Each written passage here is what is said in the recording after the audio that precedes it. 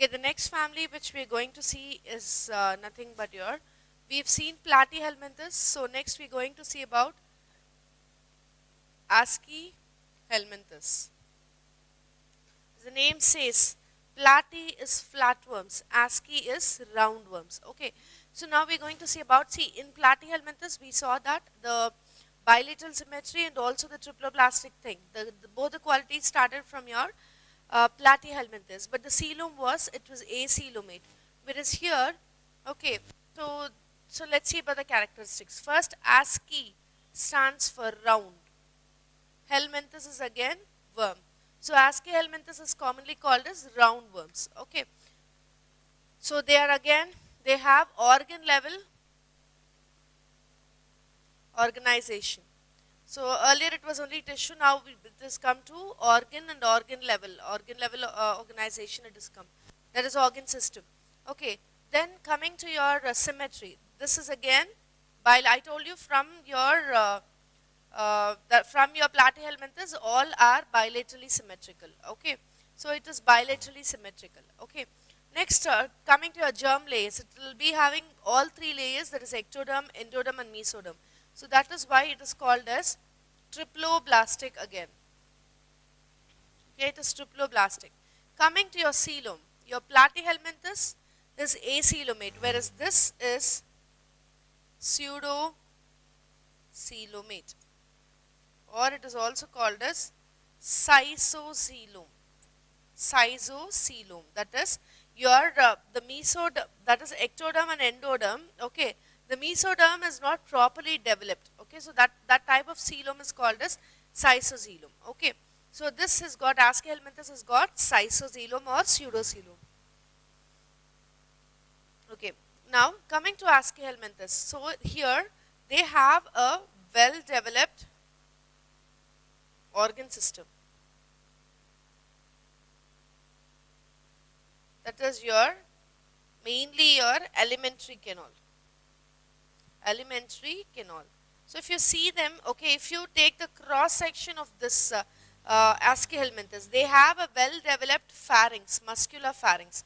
In earlier animals and all, the muscular pharynx is not greatly developed, but here the pharynx, muscular pharynx is very well developed. Okay, so if you see the cross section of this worm, okay, so when you cut the worm, what you can see is the worm outside it will be like a tube, correct? So when you cut it, inside also there will be an alimentary canal running. So when you cut it, you can find two tubes. Okay, one tube within one tube. So that is why this is an example for tube within the tube system. Tube within the tube system is nothing but the worm itself is cylindrical, and if you cut it, you can find the alimentary canal, because in earlier things the alimentary canal is not greatly developed, it is just started. So this is a example for a tube within the tube system. Okay, so that is why you call it like that. And next is that, okay,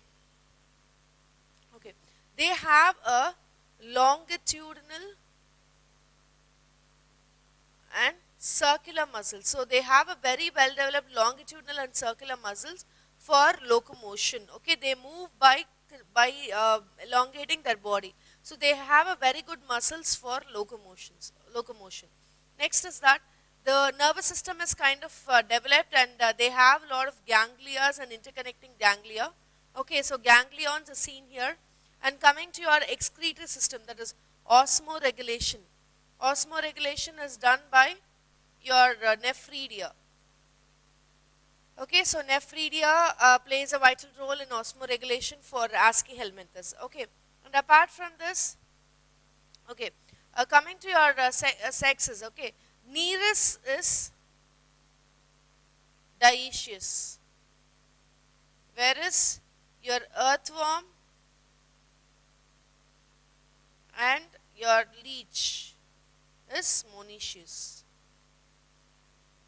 Okay, and it undergoes only sexual reproduction. Okay, so they undergo only a sexual reproduction.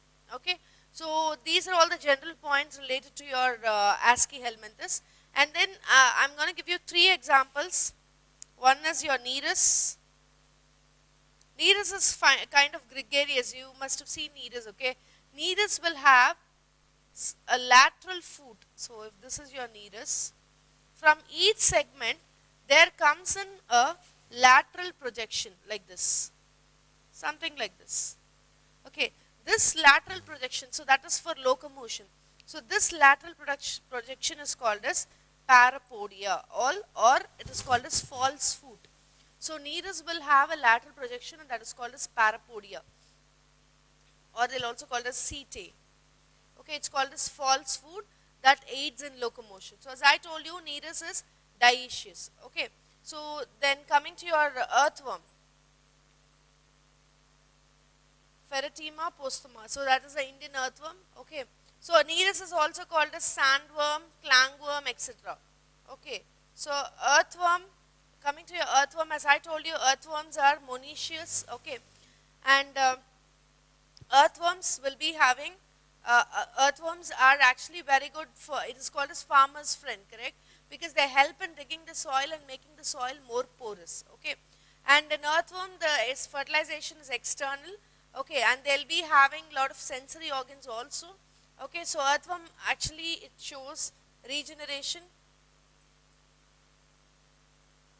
Okay, so once it is cut also it can regrow. So earthworm is it is called as a Pheretima posthuma. Okay, so and then the last one is nothing but your leech or hirudinaria. Leech or hirudinaria. This is very special because this is coming under sanguivorous type. Okay, sanguivorous means blood sucking. Okay, so leech has got a nice sucker through which it will suck the blood of the host. Okay, and again one more important thing about leech is that they will have an anticoagulant called as hirudin. Hirudin is an anticoagulant. Okay, so just like your heparin, which is seen during collection of blood. Okay, so this is also an anticoagulant. Why? Because it keeps sucking the blood. So when it is sucking the blood should not be coagulated, correct? So for that, this has an anticoagulant called hirudin. That is why the name hirudinaria, the family. And they have a very special tissue called as botryoidal tissue. Botryoidal tissue is a type of tissue. It will be like a grape. It will be like a clustered tissue like this. Okay, so it will be kind of fluffy, and it will be like a cluster of grapes. So that kind of tissue is called as botryoidal tissue. So leech has got this type of tissue. This question was asked once. Okay, so these points are not there in your book. Okay, so I'm just giving you some extra points based upon the questions which was asked. Okay, now so that is all about your Aschelminthus. Now moving on to the next family. There is nothing but your annelids. Okay, so in annelids, okay, if you see this annelida means segmentation. So we've seen something called metamerism, correct? So metamerism starts from this family. So that is why if you see, annelids will be segmented. Most of your annelids will be completely segmented. See, if you see the worms and also they segmented, but they're not completely segmented. But from annelids, the complete metamerism starts. Okay, so they are completely segmented organisms. Okay, now coming to the basic things, they have organ system level of organization. Okay, then symmetry is bilaterally symmetrical, and then your this is your first eucoelomate. Because your Aschelminthus is a pseudocoelomate, your Platyhelminthes is a acoelomate, but this is your eucoelomate or coelomate. Okay, true coelom is present. Then, this is again triploblastic. Okay, so this is again triploblastic. Okay, so now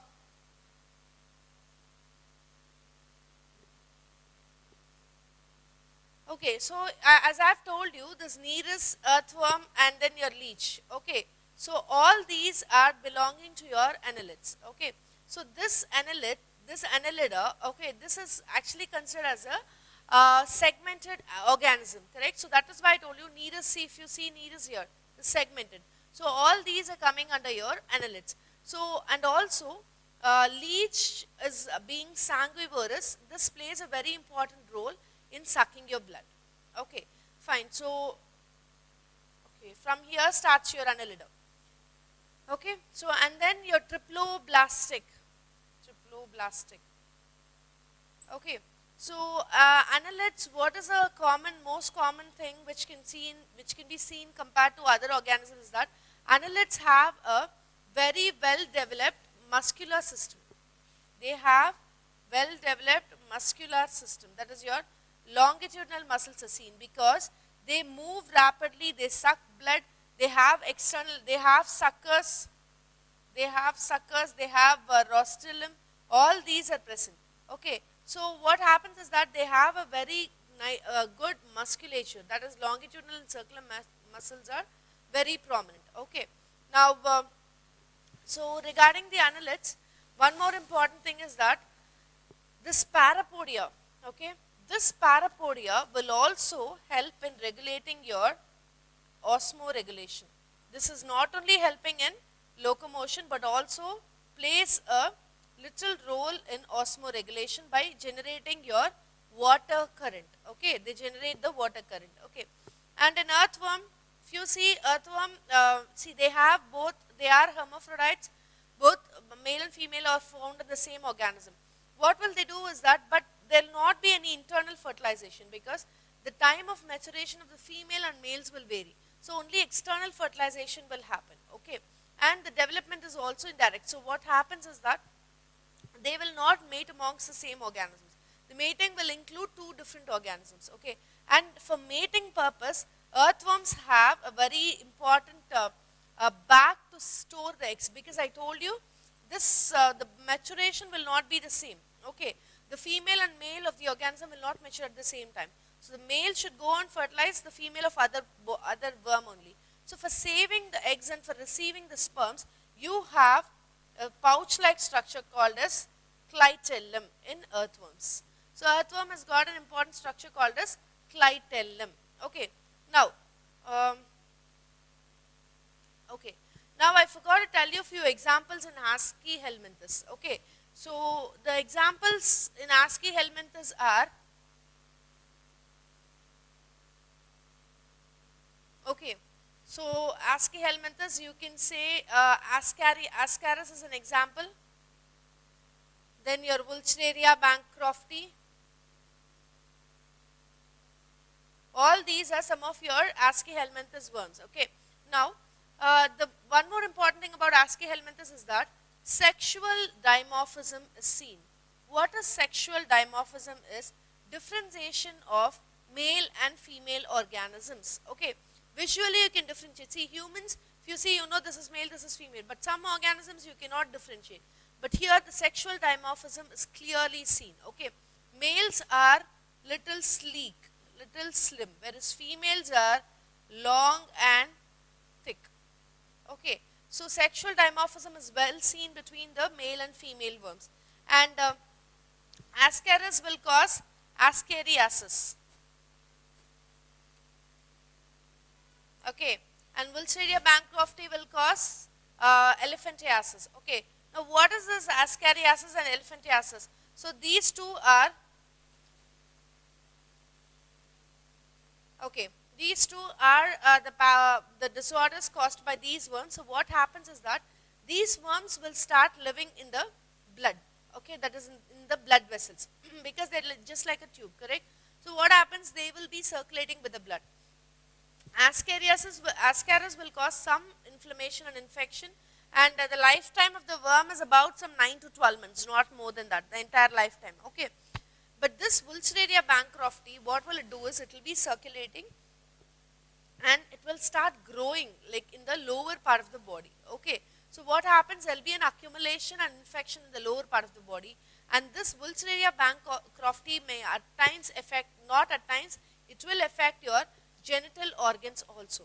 So why is it getting accumulated in the lower parts of the body is that there the circulation is very less. So it will go and stay in the lower parts of the body where there is least circulation, and it will start growing and it will affect the lower part of the body, especially your genital system. So there will be swelling of a leg all of a sudden and they cannot walk at all. So that is all because of your ascariasis. Okay, so Asci helminthes, so this is all about your Asci helminthes.